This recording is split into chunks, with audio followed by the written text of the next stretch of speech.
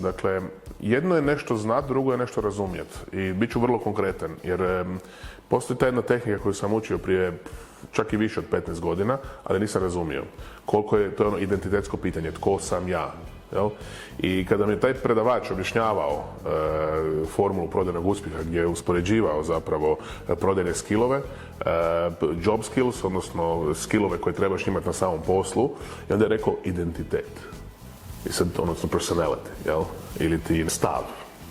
Ja to nisam kužio. Šta ti to točno znači? Ako ja naučim, to onda ja moram rasturiti, to su samo rezultati, to su samo brojke. Nisam shvaćao što znači stav. Danas to jako dobro razumijem. Znači ja to znam da postoji. Prije nekakvih 8-9 godina sam to osvijestio do kraja. I evo, što sam više gradio stav, to sam bio uspješniji u onome što radim. Odnosno, što sam više gradio svoj identitet samog sebe, to sam bio uspješniji u tome što radim. Skillovi i znanja, super, treba znati, ali nisu ključni. Jer na kraju krajeva taj multiplikator, odnosno ono što će ti zapravo omogućiti da nešto zatvoriš ili ne zatvoriš, se krije tu u tebi.